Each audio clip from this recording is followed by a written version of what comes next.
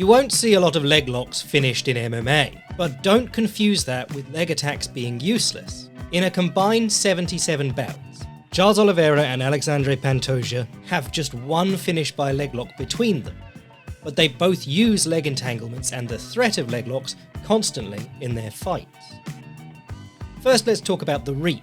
Jiu-jitsu in the gi has a very precisely written rule about knee reaping, but for our purposes, it is when the bottom man uses his thigh and calf to buckle the opponent's knee inwards. A reaped knee makes for a nasty outside heel hook, and you will see a lot of grapplers finishing from this position.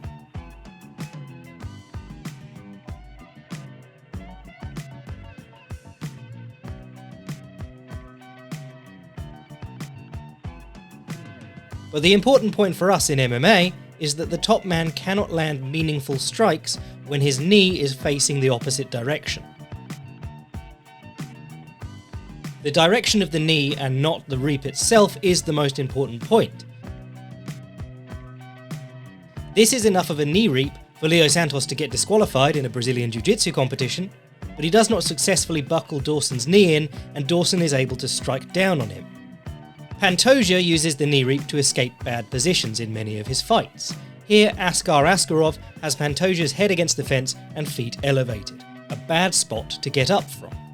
Pantoja kicks one leg through behind Askarov's and reaps his leg, turning him away and threatening to come up behind him.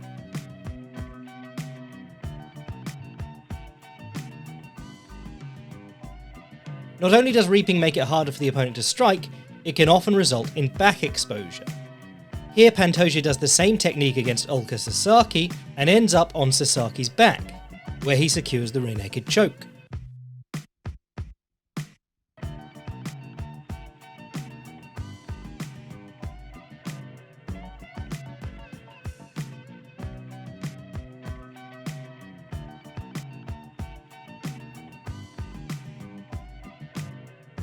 Closely linked with the reap is the idea of mutual ashi. This is considered something of a risky position in grappling. Here is Gordon Ryan entering the opponent's leg. Notice his non-reaping leg is tucked in and difficult to attack. This is what is called ashigarami, or leg entanglement.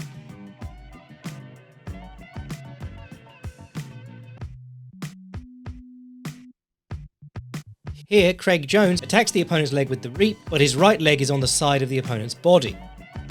If the opponent has access to one of your legs while you are attacking one of his, it is often termed a mutual ashi. In grappling competition, you will see dozens of examples of grapplers entering the opponent's legs but leaving their own leg hanging out, and ending up in these shootouts where either man could get his leg mangled.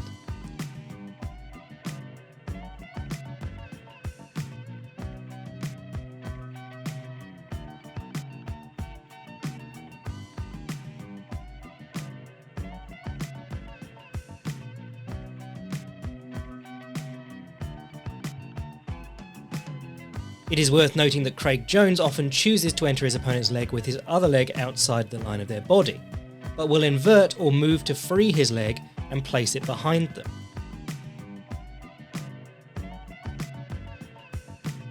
Often in what is called a backside saddle.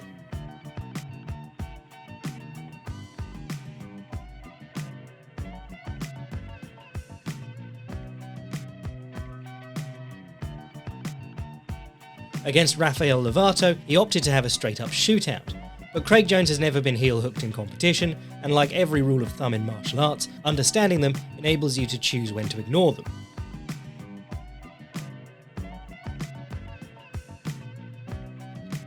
What does this have to do with MMA? Well, in MMA, exposing your leg as you entangle the opponents doesn't matter as much, because the threat of a toe hold or cumbersome leg attack is much less severe than the threat of being hit in the head while you are underneath someone. Also, MMA judges, whether they are supposed to or not, punish fighters for being underneath, and throwing up a mutual ashi, while often not ideal for finishing a leg attack, does force movement and create openings to get up. Alistair Overeem used the mutual ashi 3 times against Curtis Blades to threaten the heel hook and scramble up. Each time Overeem got to the position, he reaped Blades' knee across the centre line and locked his feet on Blades' far hip.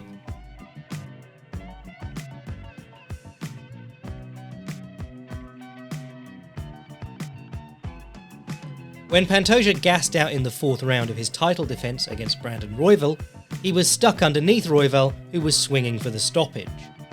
Pantoja pulled Royval tight, and as Royval postured to continue striking, Pantoja threw the reap. No hand assist, no taking his head offline to make a better angle, just freaky hip mobility.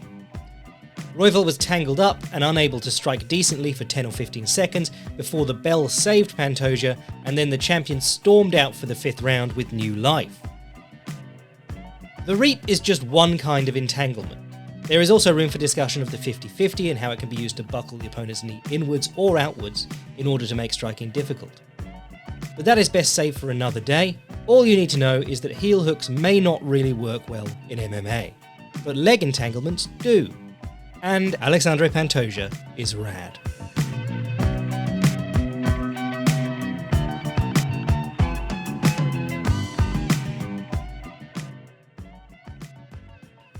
I make these videos for fun and they aren't monetized, but I host the Jack Slack podcast twice a week and repost nasty heel hook finishes on Twitter. Cheers.